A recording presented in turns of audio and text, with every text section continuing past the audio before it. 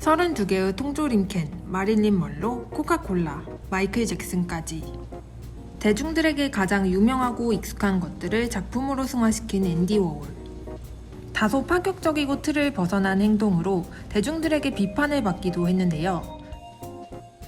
그는 왜 그렇게 대중적인 소재들에 집중하면서도 대중들이 이해하기 어려운 파격적인 행동들을 일삼았을까요?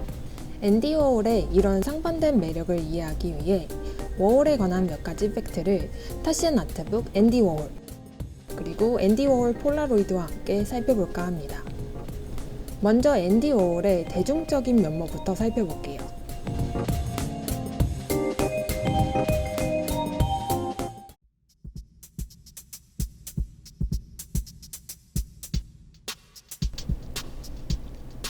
앤디 워홀이 익숙한 소재에 관심을 갖게 된 것은 그의 취미였던 폴라로이드 사진과 연관이 있습니다.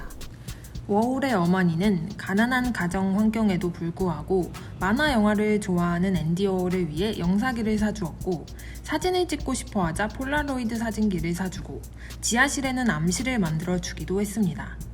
앤디 워홀은 그때 이후로 일기처럼 일상의 순간들을 폴라로이드로 기록해왔는데요. 이 작업은 그가 사망할 때까지도 계속되었습니다.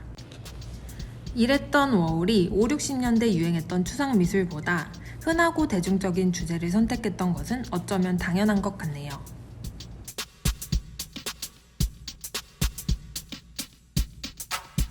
앤디 워홀이 본격적으로 대중적인 소재를 선택하게 된 계기는 흥미롭게도 첫 회화 작가 데뷔가 무참히 실패했기 때문입니다. 당시 워홀은 팝아트의 선구자인 리히테 슈타인의 그림을 보고 그를 넘어설 수 없다고 생각해 과감히 노선을 변경했는데요. 그 당시 앤디 워홀의 조수였던 뮤리엘 라토우의 조언을 따라 자신이 가장 자주 먹고 좋아하는 캠벨숲, 코카콜라, 돈, 유명인사 등을 소재로 삼았습니다. 그동안 기법에 집중했던 워홀이 이제는 소재로서 팝아트의 세계에 도전하게 된 거죠.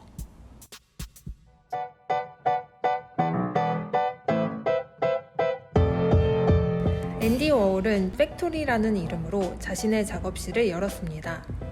이는 워홀이 개발한 실크 스크린 기법과 독창적인 작업 방식을 통해 그의 작품이 대량 생산되고 있다는 것을 작업실 이름에서부터 표현한 것인데요. 워홀은 그동안의 미술 작품들의 가격이 일반 대중들에게 터무니없이 비싸고 일부 유명 작가들만 그릴 수 있던 풍조에서 벗어나 누구라도 쉽고 값싸게 누릴 수 있는 대중적인 예술을 추구하고 싶어 했습니다. 일례로 워홀은 예술가로서 그림을 찍어내는 기계가 되고 싶다고도 말했는데요. 실제로 앤디 워홀의 실크 스크린 작업 방식은 현재에도 한 작품을 대량 생산하는 데 사용되고 있고, 그 덕택에 우리는 일상 가까운 곳에서 멋진 작품들을 자주 볼 수 있습니다.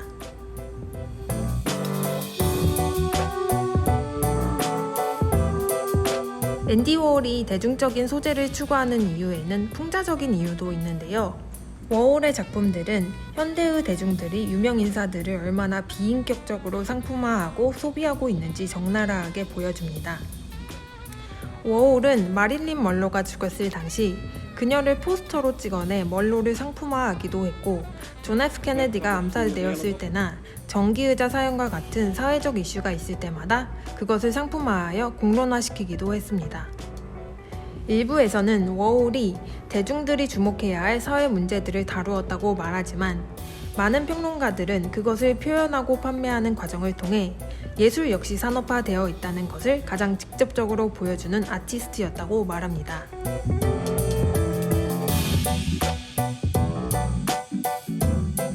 앤디 워홀은 작품뿐만 아니라 자기 자신도 대중문화의 일부분으로 여기고 마케팅한 사람이었습니다. 늘 유명해지고 싶어 했던 워홀은 아예 예술사업가가 되고 싶다고 말하기도 했는데요. 그는 15분만 주면 누구라도 전 세계적으로 유명해질 수 있다고 말하며 대중매체와 여론의 아이러니함을 꼬집기도 했고, 탈색된 가발과 독특한 말투, 패션 등을 구사하며 자기 자신을 팝스타로 인식시키려 했습니다. 흥미롭게도 이를 통해서 워홀의 작품의 가격도 점점 높아졌죠. 일각에서는 워홀을 대중문화의 메커니즘에 통달한 사람이라고도 말합니다. 누구보다 유명하길 원했고 대중들이 즐길 수 있는 예술을 추구했던 앤디 워홀. 하지만 그런 그도 대중들이 이해할 수 없는 파격성을 띠기도 했는데요. 이번엔 앤디 워홀의 파격적인 면모에 대해서 함께 살펴보도록 하겠습니다.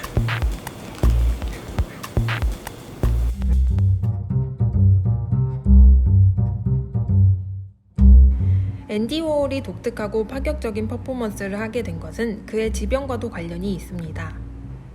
워홀은 어려서부터 시드남 무도병이라는 질병을 앓았는데요. 시드남 무도병은 발작이 일어나면 몸이 뒤틀리고 발진이 나는 병이라고 합니다. 그래서 앤디 워홀은 학교 친구들과 어울리기보다도 집에서 혼자 많은 시간을 보냈습니다. 그리고 이때 집에서 쉽게 만날 수 있었던 만화 영화 속 슈퍼히어로들과 유명한 영화 배우들이 앤디 워홀에게 큰 귀감이 되었습니다. 그러다 보니 워홀이 꿈꾸는 삶도 평범한 삶과는 거리가 멀어졌죠.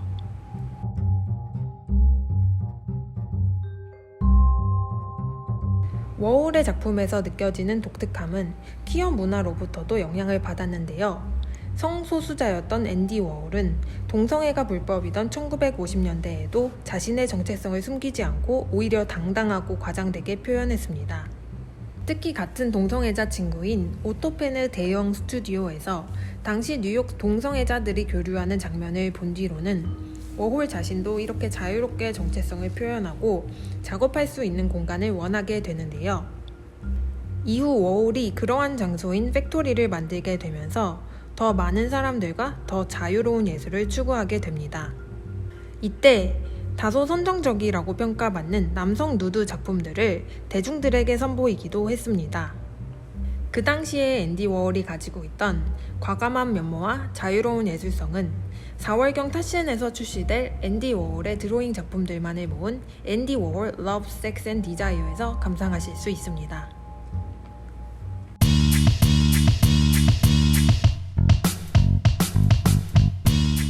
실크 스크린 기법을 활용한 작품 대량 생산이 워낙 유명한 워홀이지만 그는 사실 탁월한 드로잉 실력을 지니고 있었습니다. 이 드로잉에서도 워홀의 독특함이 여실히 드러나는데요. 워홀이 제일 처음 유명세를 탔던 것도 그가 1949년 패션 잡지 글래머의 구두 디자인을 그리면서라고 해요. 워홀의 구두 그림을 본 잡지 편집자들은 워홀을 구두계의 다빈치라고 표현했다고 합니다. 대학에서 디자인을 전공하며 쌓아온 드로잉 실력이 빛을 발했던 거죠. 그의 숨길 수 없는 실력과 독창적인 센스가 대중적인 소재 속에서도 파격을 추구하게 한 것은 아닐까요?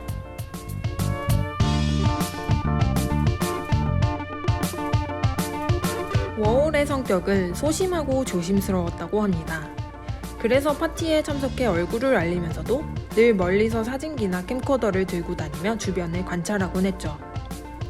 워홀의 측근들은 그가 관음증적으로 대상을 관찰하기 좋아했다고 해요. 이런 그의 성격은 자연스럽게 실험 영화로 녹아듭니다. 잠자는 모습, 성교하는 모습, 밥 먹는 모습 등을 장시간 찍어 아무런 편집 없이 관찰하는 형태의 영화로 개봉하는데요. 이런 워홀의 작품들은 영화 역사에서도 가장 익숙하면서도 가장 파격적인 작품으로 남아 있습니다.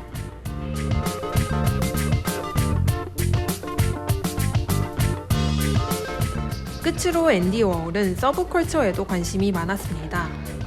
자신이 속해 있는 동성애 문화뿐만 아니라 주목받지 못하는 마이너 인디 밴드였던 벨벳 언더그라운드와도 적극적으로 함께 작업했는데요.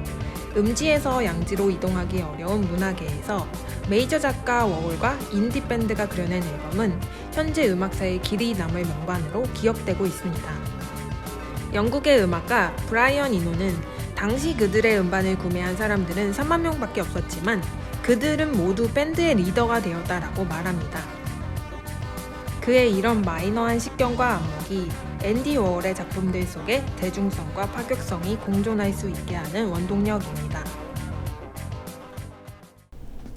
이상 대중성과 파격성을 동시에 겸비한 앤디 워홀의 10가지 팩트에 대해 살펴보았습니다.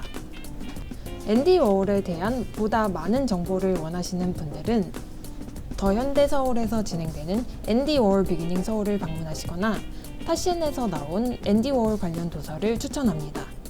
지금까지 어바웃 아트였습니다. 시청해주셔서 감사합니다.